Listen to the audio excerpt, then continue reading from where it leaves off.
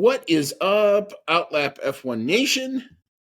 This will be episode 13, lucky 13 of season 6. That's an interesting, foreboding thing.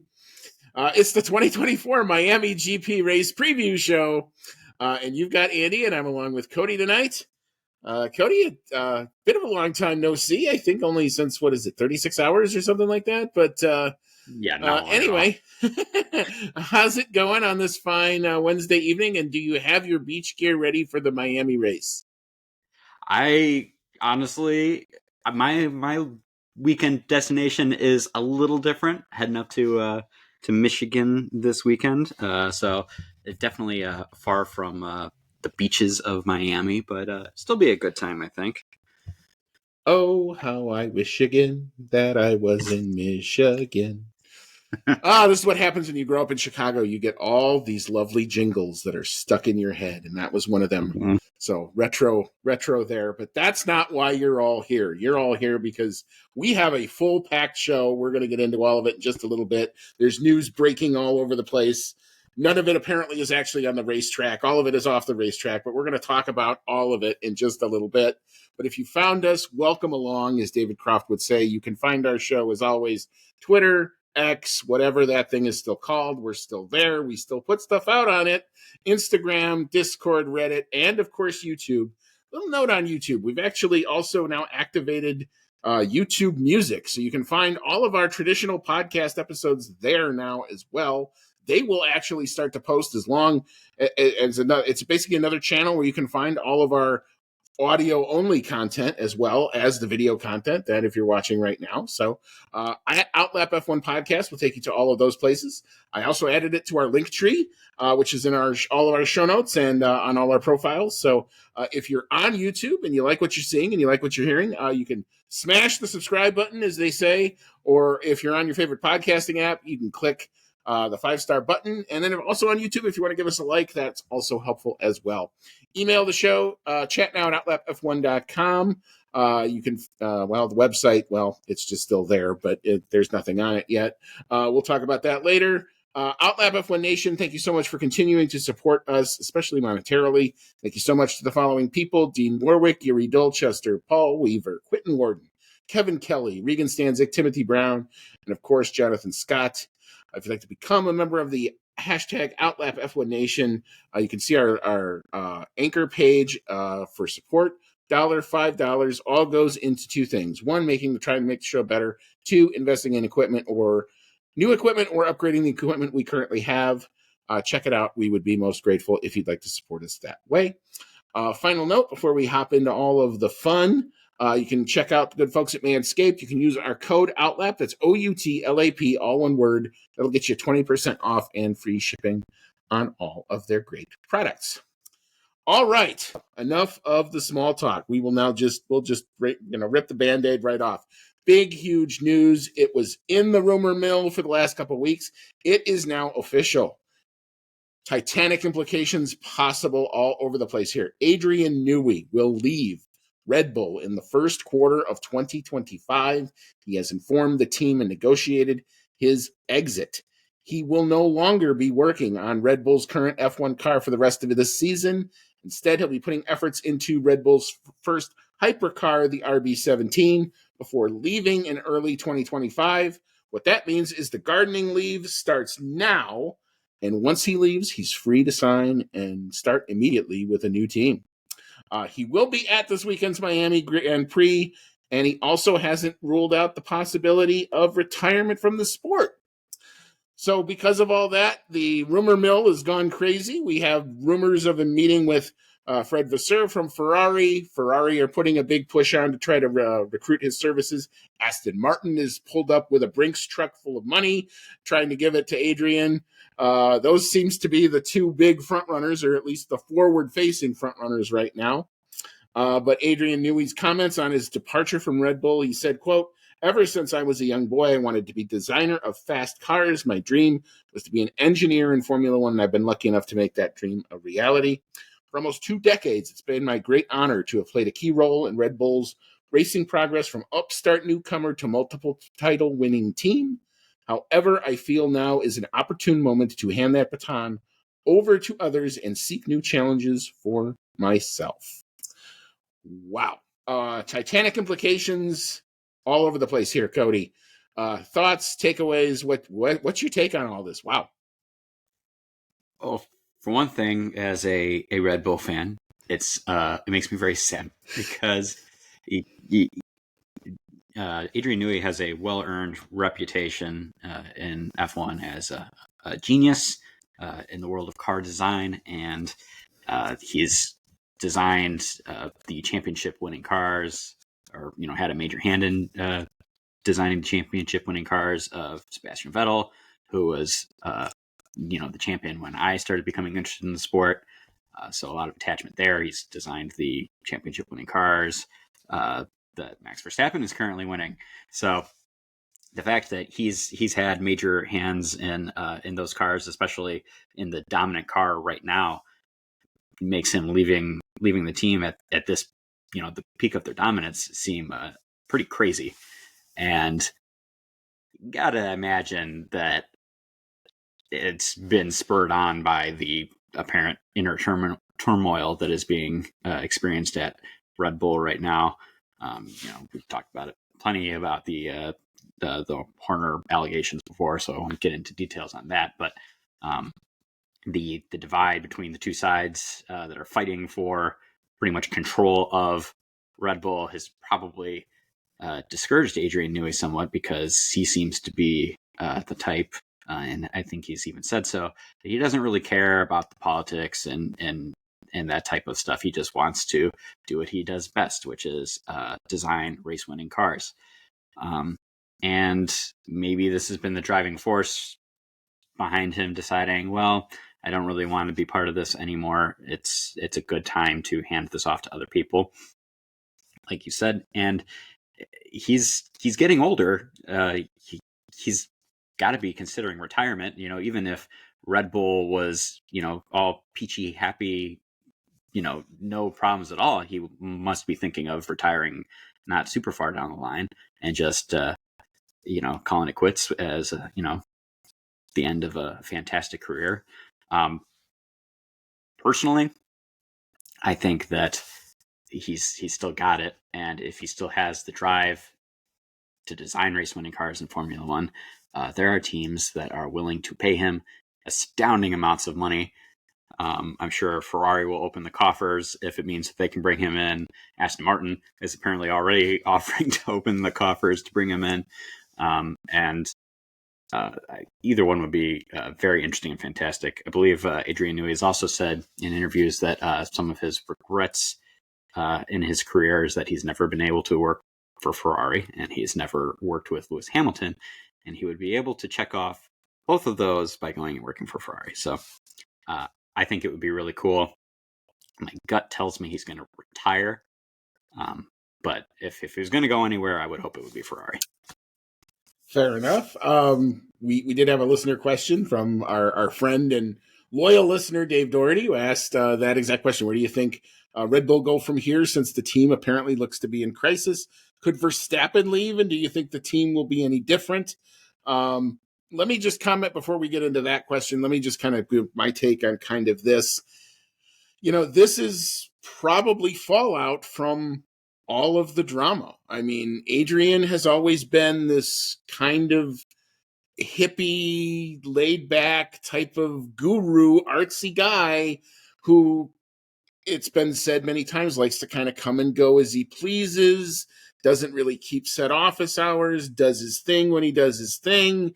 And everybody's just kind of giving him the wide berth because, when you have geniuses, sometimes this is what you have to do with them. You don't box them in with that type of stuff. And, he's seeing a changing face of Formula One. He's seeing, obviously, whatever's going on in this. It's pretty clear he wants no part in whatever the power struggle is. I was actually looking when I was putting together our doc for today. 1 year ago with the Miami GP preview, he signed the extension.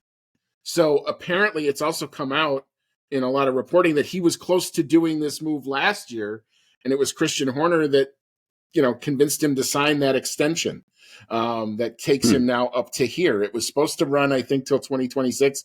It will now run until the first quarter of 2025.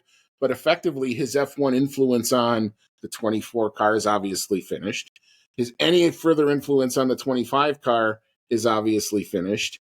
And now, that this was kind of the zipper in the potential unraveling of what has been the most dominant team over the course of the last two seasons for sure, maybe even 3 seasons.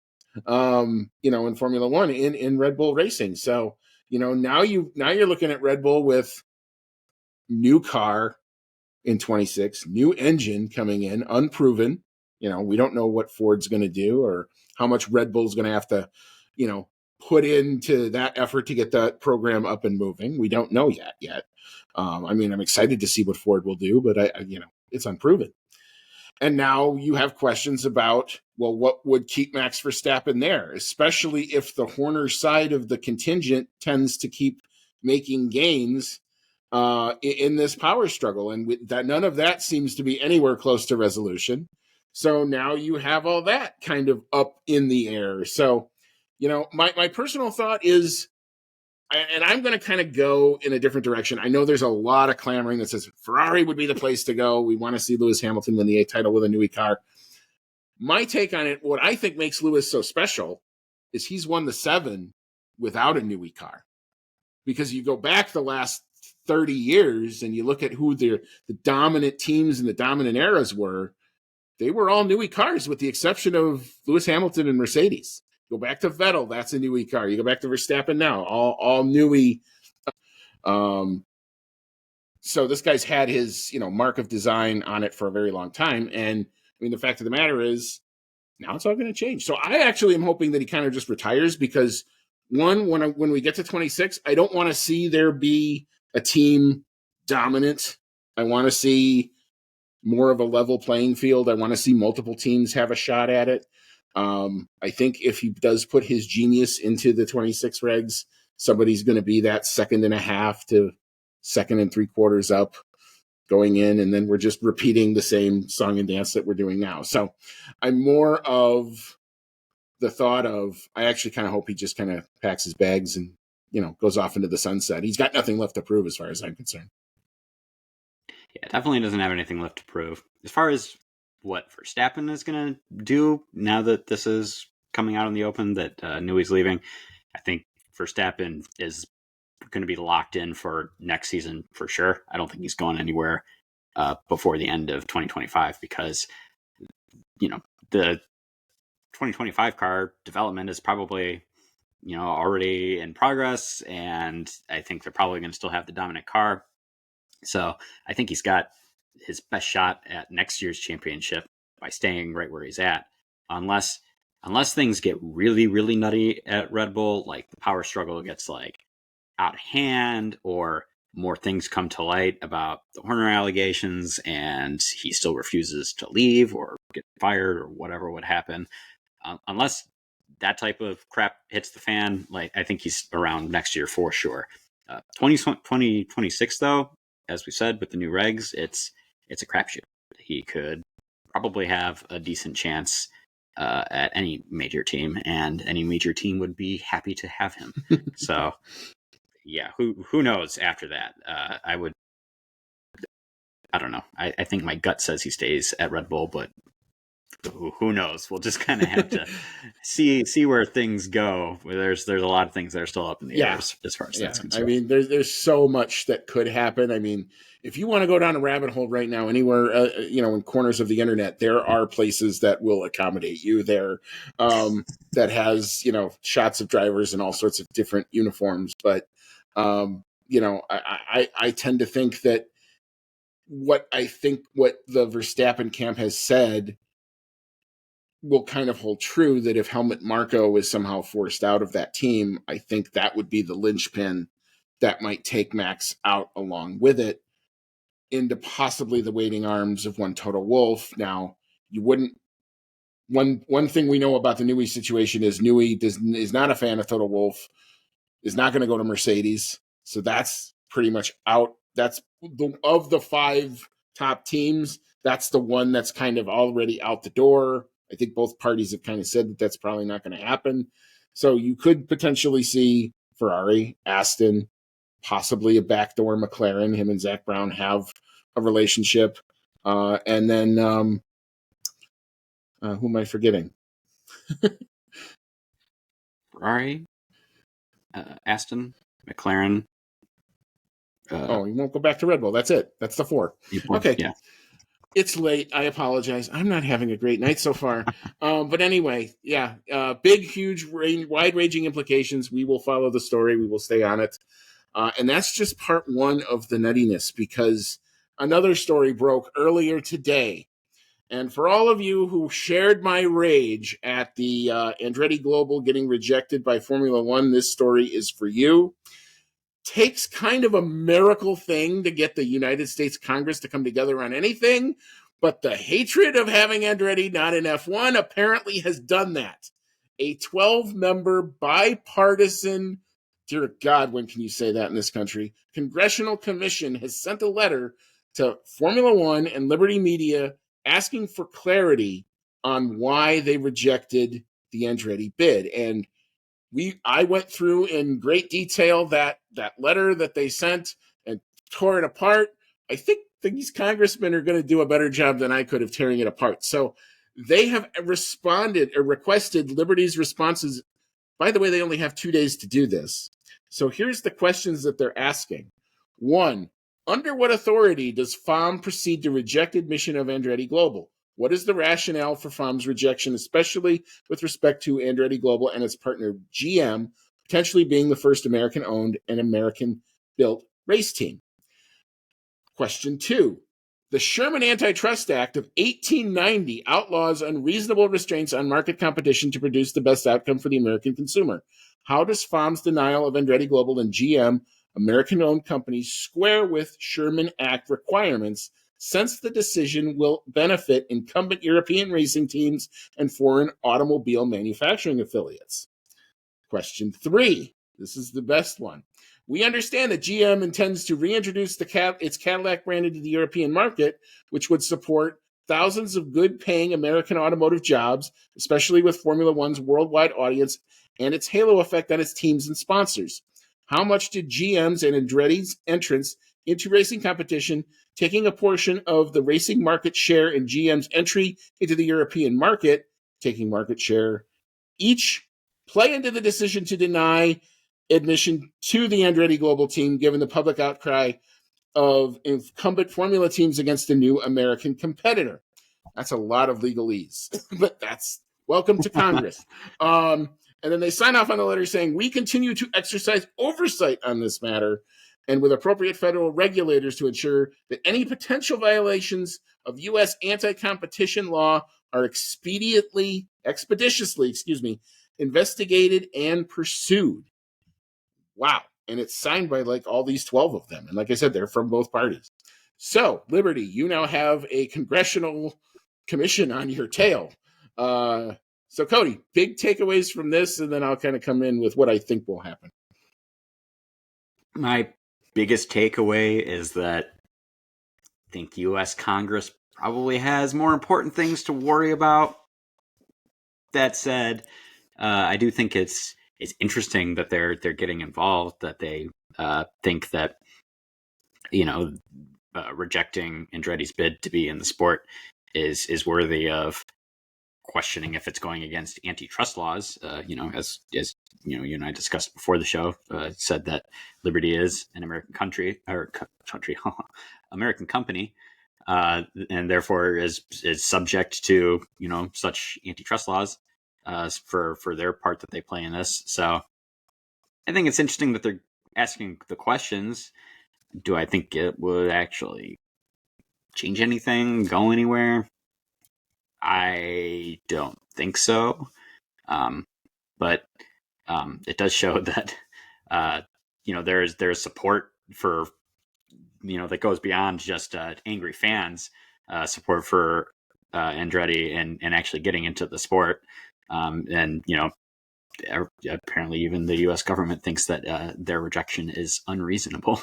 Well, and when they come out with that statement that was as poorly worded as it was, this is kind of sort of what you're going to get. You're going to open yourself up to scrutiny. So what I think is probably going to happen is, depending on how Liberty chooses to respond or not, they may get invited, which would be the soft way of saying, hey, come and talk to us in committee.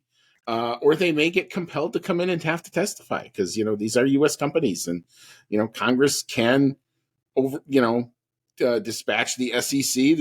F1 Formula One stock is publicly traded here in the U.S. And is subject to regulations of the SEC. So, that they can look into that and see kind of what can, if there is an investigation, it would be. I don't think that's going to get to necessarily that point, but it's interesting that somebody's paying attention, if nothing else. So I would count this as a positive in the Andretti camp, totally for sure. All right, and we'll keep monitoring this, and if anything else happens because of it, of course, we'll bring it to you as soon as we know it. All right, so after those two big, huge stories, poor Nico Hulkenberg is the third story in the docket. He will move. He will leave Haas at the end of 2024 and will go to Kick Sauber, a.k.a. Audi, starting in 2025. It is a multi-year deal expected to go into the 2026 regulations. Audi is also pressing one Carlos Sainz for a response to an offer on the table. So the Andreas Seidel liking to go with people he knows way, because Nico Hulkenberg actually was with Andreas Seidel when they won Le Mans. And now he's going with Carlos Sainz, who drove for Seidel at McLaren a few years ago. Sainz, of course, is still now weighing his options, trying to maintain his status as the most sought-after free agent, which I think is fair at this point. But, Cody, we have at least one part of the merry-go-round solved. What's your take on Hulkenberg and the move? I think this is a really big win for Nico Hulkenberg because, Haas, they're perennially at the back. We like to root for Haas, and we're happy when they do get points, but I don't think Haas offers Hulkenberg anything beyond, the odd points finish, at least right now and for the foreseeable future. Going into next year at Kick Sauber is probably not going to fare much better than where he's at right now.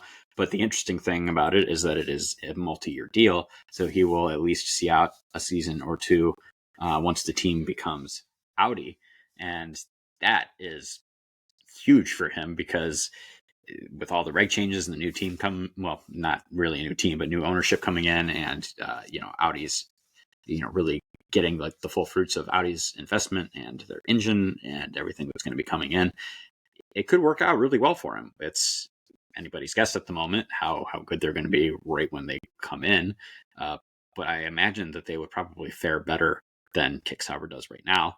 So I think it's fantastic for him. And the fact that Audi is, so aggressively trying to sign Carlos Sainz shows that they mean business, that they really want to be a competitor at the front, and that they would have a really great balance at the team if they did get Sainz, because they would have Sainz, who is still quite young, pretty much seems to be hitting his stride and ramping up to his peak performance right now, and then you also have Nico Hulkenberg, who is very experienced in the sport. He's been around for many years, driven for many teams, and has shown at Haas right now that he's still got it.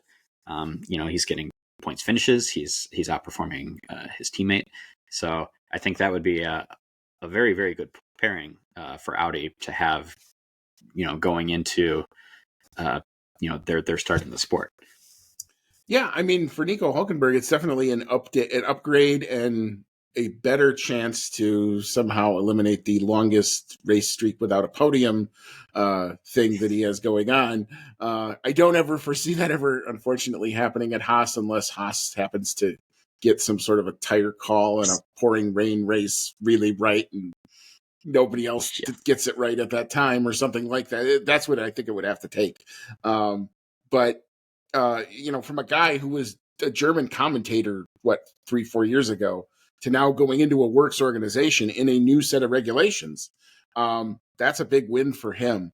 And again, we're seeing kind of a consistent thought here with Andreas Seidel, going with what he knows, especially establishing a new project. Like, he hasn't been working with the Sauber part of the F1 operation. His role has been building the factory, starting the integration with the Audi people as soon as it can happen, and trying to make all that work and create structure and infrastructure and all that so that this is as turnkey of an entry as it can be, because effectively it really is a new entry. They're taking over some existing structure, but what did really Sauber really going to bring to the table here? I mean, other than kind of meh. I mean, it's kind of where they've been. So I mean, let's be honest. But so now this is an upgrade there. So it's a definite win for Nico Hülkenberg. I've been saying since Seidel made the move, I thought that Carlos Sainz connection would somehow come back. It's in Carlos Sainz's court whether or not he wants that, and it's going to be on Seidel and now Hülkenberg to try to convince Sainz that it's as committed of an F1 entry as where he's at. That's going to be a hard sell, but it's a path. It could win. It could work. We've seen stuff like that happen before. So interesting. But I mean, Carlos Sainz is in win now mode. So, he's going to want to maximize his potential now, because I don't think we're not looking at untapped potential. We're looking at the guy kind of at his peak, and he wants to have a shot at a world title before it's too late. Mm-hmm. All right. So speaking of Haas, they are headed to court. Their former team principal is a little angry at them. Gunther Steiner will be taking Haas F1 to an American court in the Charlotte-Mecklenburg jurisdiction, I think is where this is actually was filed. And what Gunther is alleging is Haas has withheld royalties on his employment agreement for using his likeness after he was let go and without his permission. I think it basically said I was okay with them firing me. I'm not suing about that. What I'm suing is they were continuing to use my likeness, and they did not honor the employment agreement from which I signed. It's obviously a question that will either go before a judge or a jury. I don't know enough about the specifics of it to really comment on whether Gunther has a case. Any lawyer in this country sometimes can take up a case, and anybody can file anything. That doesn't necessarily mean they're going to win. It doesn't mean we're going to get resolution on this for a long time. Haas may choose to settle. It may end up, going away after a while, but interesting. So Haas and Gunther not on good speaking terms. Not surprising. No, apparently not. And if he does have a case and feels that he is, rightfully owed more money, I don't fault him for going for it. I mean, he's not employed there anymore, so what has he got to lose?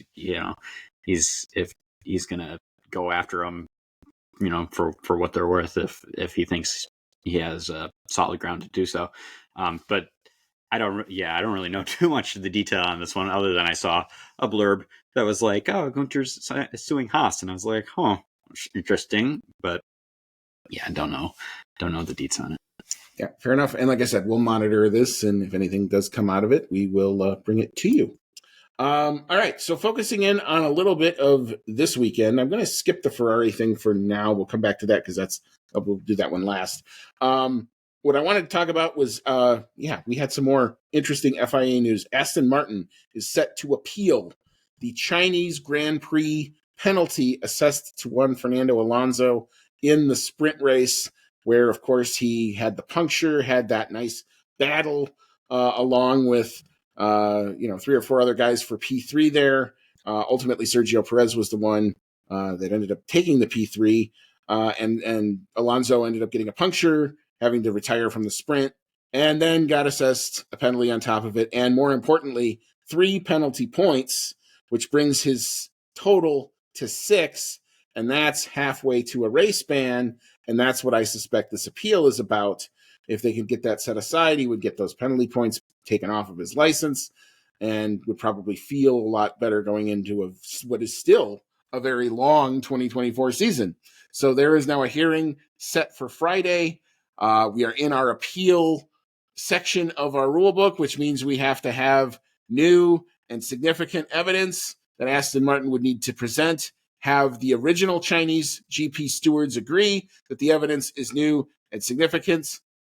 If they can meet that standard, they then would proceed to part 2 of the hearing and actually hear the case out and try to judge it on its merits. If Aston Martin can't produce what they consider new or significant evidence based on what it has to be something that they did not have during the Chinese GP weekend.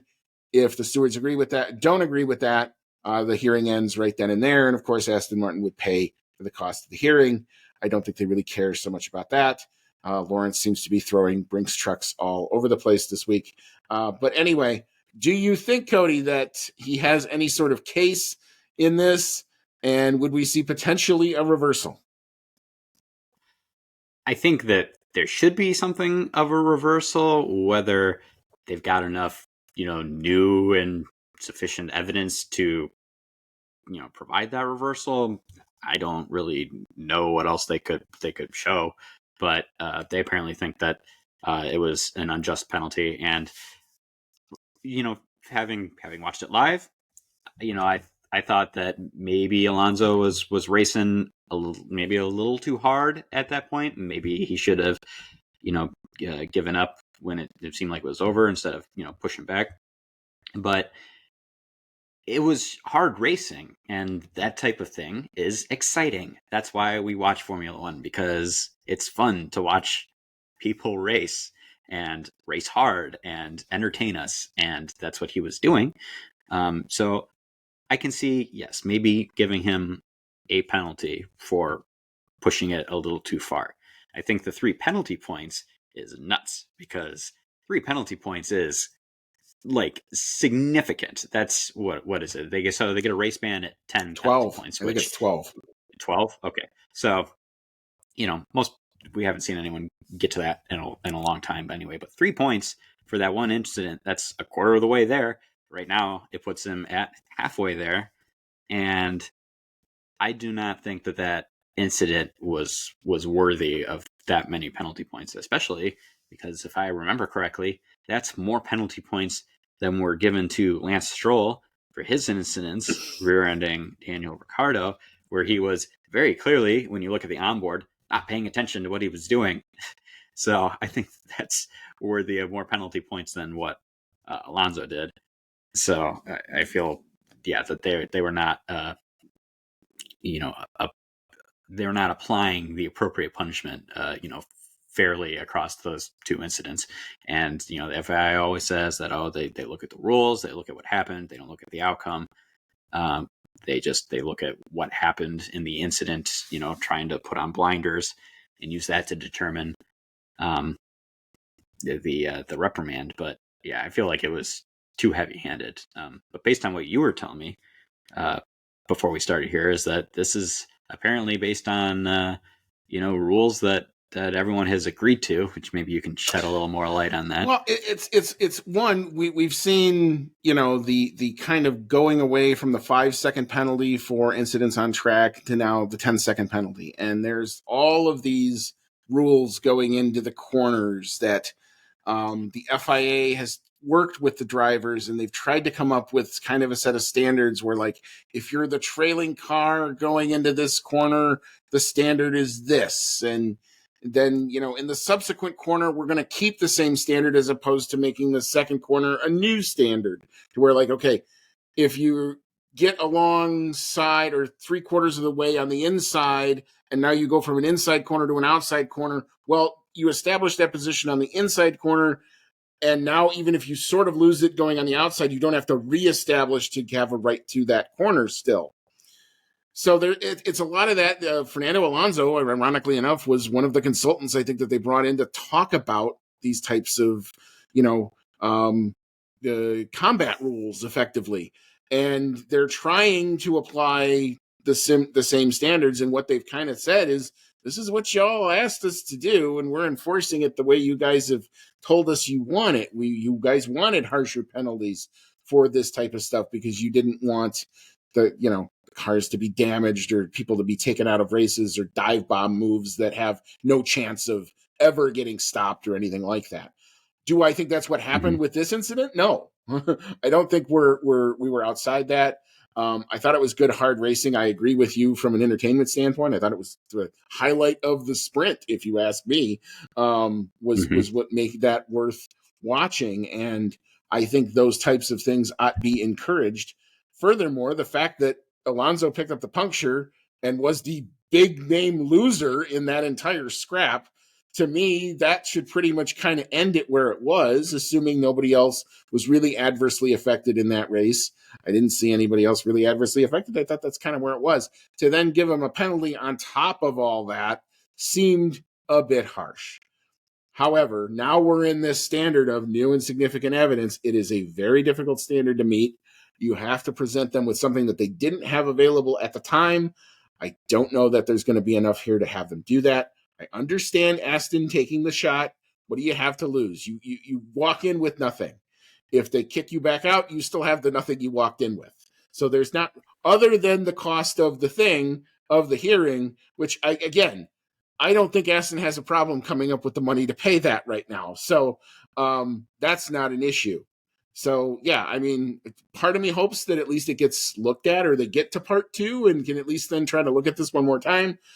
My guess is they're going to say, thank you for coming. We are going to stick with our ruling, and we can never go to part 2, and that's the end of it. All right. So we only have 2 more to go. I know this is a very long news segment, but we had a lot of stuff happen in the last 10 days since we've recorded. Formula One has actually announced, and it will debut this weekend, the Formula One channel in the U.S., which is a 24/7 subscription-free streaming channel for fans in the United States. Viewers will be able to tune into pre-scheduled programming of classic Grand Prix and popular documentaries and relive the drama and excitement of previous race weekends with replays, detailed highlights, expert analysis of current F1, F2, F3, and F1 Academy seasons, available to watch 5 days after the current Grand Prix ends. It will be distributed to fans who can watch via leading services such as Samsung TV Plus, Amazon Freevee, and Pluto TV. Obviously, there's a Sky F1 channel in the UK, and what I know of that channel is they struggle to get 24 hours worth of programming in a day. They kind of do this kind of same thing, but then we'll just kind of replay their own like featurettes during the downtime. But it's interesting that they're going to try this here in the US. I love the fact that it's content available to people. I love the fact that it's free. You don't have to pay anything for it. It's going to appease ESPN because all they care about is really the live events, so they're not affected by that. So your F1 TV is unaffected. Your anything else is pretty much unaffected by it. But if you want to go low budget and follow the races a week later, I think here's an opportunity to do that. So it's good. I think it's a good move. I like it. What do you think? Yeah, I think it's a big plus for anyone that is interested in Formula One, but doesn't want to shell out for F1 TV or for any of the other ways you can watch the show, via like British Broadcasting or whatnot here in the States. A lot of people probably don't mind even that they can't watch it live if they're looking at this. For me personally, I think it's great that they're going to be showing more than just the F1 on there. If they're going to be showing F2, F3, F1 Academy, I'm interested in those series. Normally, I just tune in for the highlights, but being able to put this on in the background and just catch some of the more the details of the broadcast would be great. We use Pluto TV here at my house all the time. We'll put it on in the background when we're doing other stuff and watch old stuff like Wheel of Fortune or old Nickelodeon, or my fiance loves to put on Sailor Moon. This would give me a chance to take over Pluto for just a little while and put on whatever's going on Formula One for a little while. So I think it's a great idea. We'll just have to see if it's successful. Yeah, and like I said, I think this is it's a move in the right direction. It is a natural move. It makes a lot of sense. I love the fact that they're putting it in the platforms where the people are. If you had put this in a traditional cable channel, people are moving away from that traditional cable channel model. They are trying, the cord cutting thing is a real thing. I am probably one of the last people to have the mega cable packages because I just do, and they work with my building, and I don't want to interfere with that, and my TV works, and I'm happy. So I pay for it, whatever. But not a lot of people can, one, afford to do that, or two, want to do that. So I like this. I like this as an idea. I hope it takes off, and I hope it does well. And I think it probably will, because that was one of the things. This is how I actually got back into the sport. I never realized it at the time when I first started watching all those years ago. I think I was actually watching a week behind because it was a replay of the previous week's race. I know I wasn't watching it live because it would come on at like 10 in the morning. Well, the race would always happen at back then. It was at 7 in the morning if it was in Europe. But I think I was watching a week in arrear. But you can get caught up in it that way too. So, like I said, I think this is a great idea. I'm for it. Let's hope it does well. All right. Final story. With the Miami GP comes a lot of fun liveries. I saw a V-Carb livery get debuted a couple hours ago that has a lot of fun colors in it. One livery that we were getting teased that we thought was going to have a lot of colors in it.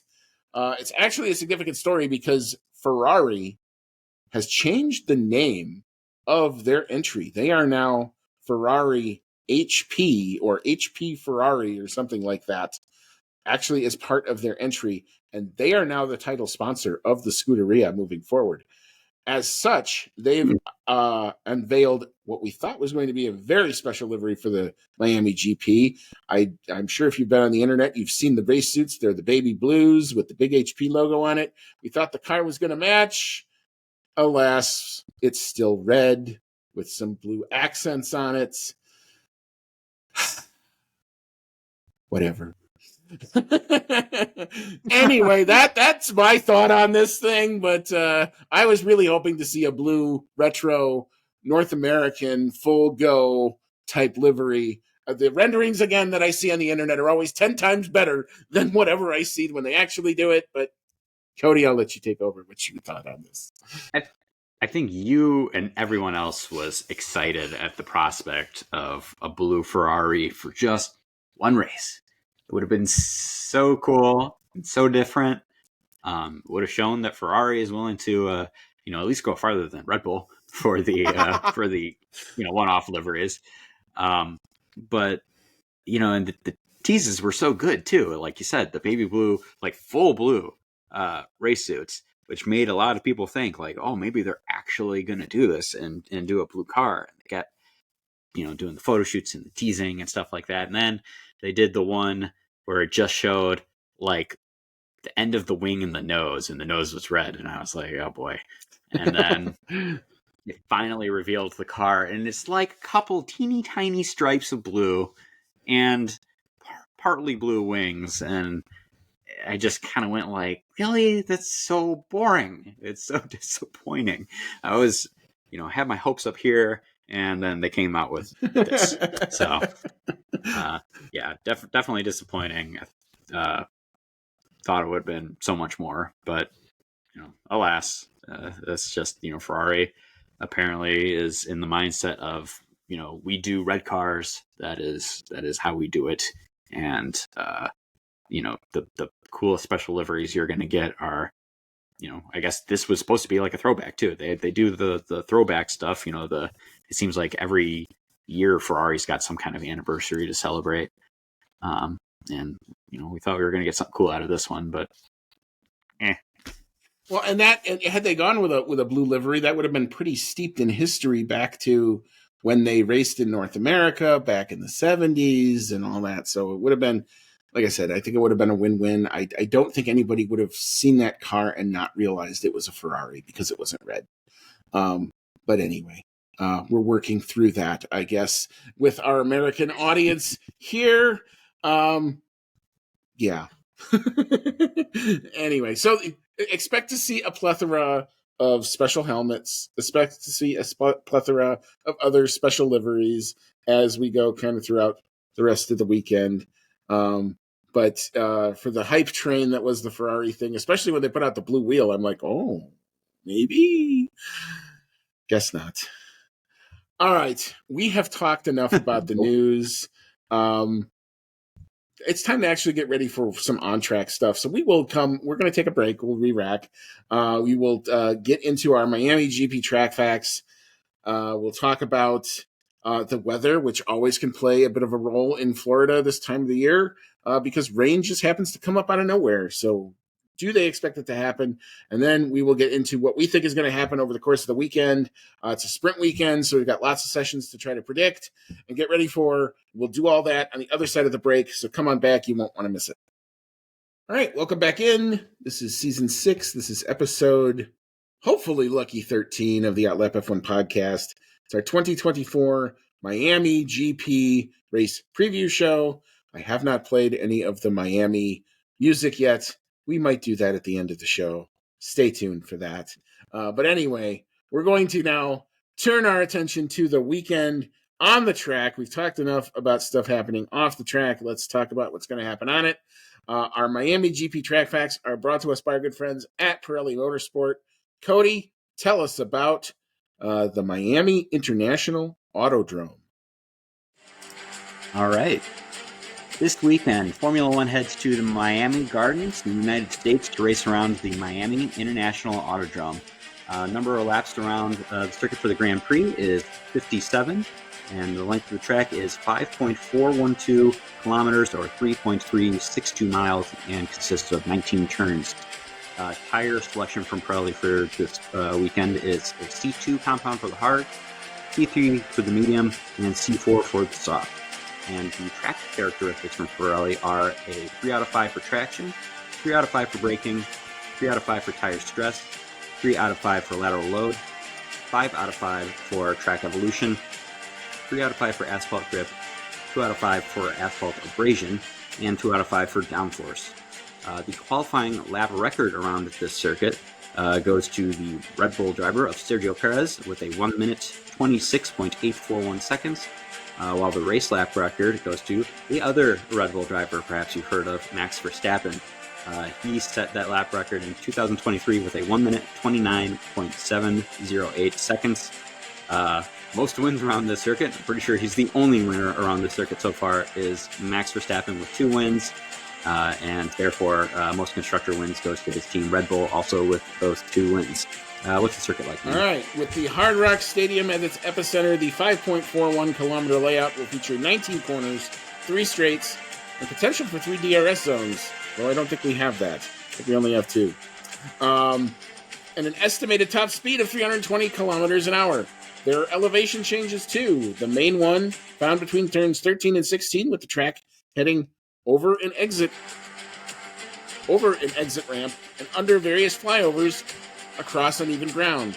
The turn 14-15 chicane, meanwhile, has an uphill approach with a crest in the middle and then drops down, or dips down, however you'd like to think about it, on exit. As for the weather, and in Miami this time of the year, weather is always a factor. So, because we're sprint weekend, we got to talk about all 3 days. So for Friday, sunshine and clouds mixed, a high around 85 degrees, so very toasty. I think this is the hottest we've seen possibly this season. Winds out of the east at 10 to 20, a 19% chance of a pop-up rain shower. For Saturday, a few clouds early, otherwise mostly sunny. Again, high near 85. Winds again out of the east at 10 to 20, so consistent there. Only 12% chance of rain on Saturday. And for Sunday, again, sunny skies, right around that 85. Winds out of the east-southeast, so slightly different direction this time. Again, 10 to 20, a 16% chance of rain. All right. So, like I always comment about this circuit whenever I see this layout, it's not the layout that was intended, it's the layout that we got, and they haven't necessarily done anything to necessarily fix it. It's kind of very much an unfinished symphony of corners. Nothing really sticking out that makes me go, ooh, I really want to be there for that. The good news, this will finally be the first year that we're not going to hopefully have any more track surface issues. The first year, obviously, we had the big problem. They had to replace the entirety of the tarmac. It looks like it's held up a little bit better, hopefully, over the course of the winter in Florida, winter such as you call it in Miami. And now it looks like it's ready to go. So it should now hopefully be a little more accustomed, a second year tarmac as opposed to another first year tarmac for the second time. So that's probably, I think, what the circuit probably has the best thing going for it. It's always kind of cool, the integration between F1 and football. I'm sure you're going to see a lot of that over the course of the weekend, obviously, as the paddock is inside of the football stadium. All right. So it is time to now see how we're going to predict what happens in the course of the weekend. We actually tied last race, so this is kind of an unfinished thing. We've now gone 2 rounds without a winner, so let's see what happens this week. We'll get into our Choose Your Champion predictions game, and as we are apt to do, we will start with the pole sitter. We've pretty much dubbed this the Max Verstappen Award. I can't go with anybody else, dang it, even though I really want to. I thought for a minute about giving Sergio Perez this, but the betting money says no, go Max or go home. So I'm going with Max. Cody, I think you've got the same thing. Yeah, I've got Max. Max has all the poles so far this year, and until that changes, I'm probably going to keep trying to get the easy point here for the pole sitter. It prevents a shutout. It does. This way we never get a shutout. So the qualifying pole lap, as you mentioned in your track facts, Sergio Perez is set the fastest overall qualifying time, 1:26.841. I'm going to go. I do think that we're going to be faster. I don't think we're going to be significantly so, but I've got a 1:26.287. Cody, what you got for pole lap time? I got it even a little faster than you. I'm going to go with a 1 minute 26 flat. 1:26 flat. All right, very good. We'll enter that in. All right, so turning to the race on Sunday. Our race podium from last year, Verstappen, Perez, and Alonso were the 3 drivers there. I'm going to go first with this one. I will say I do think Max Verstappen will again take the victory. I do think Sergio Perez will make it a Red Bull 1-2. They're just so good on this type of track. I think Perez, it's a street track-esque, so I think Perez will go pretty good here. And I got Carlos Sainz coming in third. Still think he's got something to prove, trying to negotiate all those contracts or offers coming his way. I think he wants to put on a good show as he can. So I like those 3 for my race podium. Cody, what you got? Well, as I said before, Max Verstappen has both of the wins so far here in Miami. I don't see that changing unless his brakes explode again. So yeah, I got Verstappen getting the win. I got Charles Leclerc, who seems to be kind of more on the up and up after the last race. I got him taking P2, and then I got Sergio Perez in P3. All right, very good there. All right, so we will now turn to the fastest lap, and the driver of that fast lap, the 2023 fastest lap, was of course set by Max Verstappen with that 1:29.708. Cody, what you got for lap time, and who do you got making the lap? I got, so I didn't put it down this time. Oopsie daisy. I'm going to go with the fastest lap, actually going to Carlos Sainz. We'll put that in. Carlos Sainz gets the fastest lap, and I got him doing it with a 1 minute 29.529 seconds. All right, very good. This seems to be the arena of Max. Yes. And until I'm proven otherwise, I'm going with Max to get everything, basically, here. So I think he's going to take fastest lap. I'm close enough on lap time, but we're also a little bit different. I got a 1:29.874. All right, so for our bonus picks, Cody, you have selected, I like this selection. It's a good cross-section of the grid. You've got P7, P14, and P20. So I'll let you go first since these were your picks. What you got? I went with George Russell for P7. He seems to be kind of just floating around every race so far, floating around at that 6, 7, 8 kind of position. It just seems to be where the Mercedes are right now, is kind of the 5 to 10 positions. So I've got Russell in 7. I've got Daniel Ricciardo in 14. I'm not really sure if that means it's a good performance or not, because RB seems to kind of flirt around with those positions anyway. Honestly, after what happened last race, I think 14 would probably feel pretty good for him, even if he's not outdoing Yuki Tsunoda. And then, I really hate to say it, we know it's it's his home race. He is actually from Florida, not too far from where this race is taking place. But I just think that Logan Sargent is going to be bringing up the back either by crash or if no one crashes, just I guess lack of experience. Oh, that's cold. That is cold.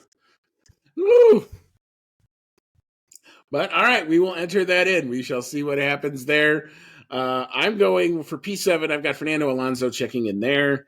For P14, I'm going to go with Gran Yu Zhou because I think that's where the kick Saubers tend to coagulate near the end. And for P20, I could not do this to poor Logan. So I'm going to pick on my favorite other target, Lance Stroll. Going to do something, going to put it in the wall, going to finish in P20. I'm getting Saudi vibes all over the place where he's screaming at his team, yeah, I'm fine, but I'm in the wall again. So that's where I've got that. And our prop bet, this one's probably going to be a free point for both of us. Because we're in the USA, we're going to say, does Team USA in the drivers, and we're going to do this different for each U.S. race, by the way. We're going to do different prop bets for who's Team USA here. But does Team USA in the drivers only make Q3? I can't say yes to that one. I think he's going to try. He may make Q2, but he's not going to make Q3. So I can't give it to him there. Especially, I don't even know if Williams has got their spare chassis yet. So until that happens, I don't think they're putting any more performance into the car. Yikes. I like your response here, Cody. I think you're in agreement with me here? Yeah, no. You thought I was cold before. I think you could have made this prop bet, does Logan Sargent make it into Q2? And my response still would have been no. I don't think he's got it. Right now, I don't think even Williams has it. They haven't been as strong this year so far. They're fighting to get into Q2, get out of Q2. So yeah, I don't think Sargent's got a chance in hell of getting to Q3. Fair enough. All right. So because it's a sprint weekend, our other prop bet will be the sprint podium. I'm going to go with Max Verstappen to take the win, Carlos Sainz to show well and take P2 with a late overtake of Sergio Perez because it's a sprint race and because they like to dive bomb each other in the sprint races. So let's see if that happens. So I've got Verstappen, Sainz, and Perez on the podium there. Cody, what you got? Just a little bit of a switch up from what I had for the race podium or the Grand Prix podium. I've got Verstappen winning the sprint. I've got Perez coming in P2 for the sprint. I think there's not going to be enough time for strategy to come into effect to do anything to the Red Bulls in the sprint. And then I've got Leclerc coming in P3. Ferrari bounced back from the China performance, I think, for both of us. I think we're in agreement there. All right, so when and where to watch your F1 this weekend and regular times. F1 in the daylight. I don't know what I'm going to do with myself. Wow. FP1, the only practice of the entirety of the weekend, will be 12:25 p.m. Eastern on Friday. That is on ESPN2, followed by sprint qualifying Friday afternoon, 4:25 p.m. Eastern. That's on ESPN2. The sprint itself will occur on Saturday morning, 11:55 a.m. Eastern, ESPN2. Qualifying for the GP on Sunday will take place later in the afternoon on Saturday, 3:55 p.m. Eastern. Again, that's ESPN2. And the race itself will kick off 3:55 p.m. Eastern. That is on Big ABC, free to air in the USA. And commercial free in the USA as well. That's on the free to air. So that's pretty cool. Yes, exactly. So also F1 TV will have all of the sessions if you are so inclined. The only thing about the race being on ABC, I may have to go to F1 TV to watch it because the onboards and the delay when it's on big ABC can be really significant. And sometimes I'm seeing something on one screen way before it happens. So I know F1 TV is usually a lot more synced up on those types of things, so I just may go that route. But I leave that to all of your judgment. We will be back either Sunday night. It's going to be a quick turnaround for us because the race is, I think, going to end 5 p.m. ish, 6 p.m. local time. It's 5:00 here. It's a quick turnaround for us to try to do recaps on all the sessions. So we're going to see about Sunday night. We got to see about some availability. Cody's coming back from Michigan. I got to reach out to see if Deanna's available. We'll see if we can maybe do that Sunday night. If not, we'll try to get back to you guys on Monday. As soon as we can, we will try to get this review out to go through all of the happenings, both on and off the track. If there's any more drama that happens off the track, stay attuned to our social media. We will stick with all of it throughout. So for Cody, this has actually been one of the more interesting previews that we've done in a long time. We're all strapped in for the fun. The fake lake is waiting. The fake marina with all of the plastic and all of that, and the sunscreen and the bad tans and all that. And how many celebrities are we going to see this weekend? So we're going to recap all of it. Well, we may laugh at some of it too, especially if they've got an orchestra on the grid like they did last year. Tune into all of that, and we'll be back on the other side of the GP. So until then, may all your laps be fast.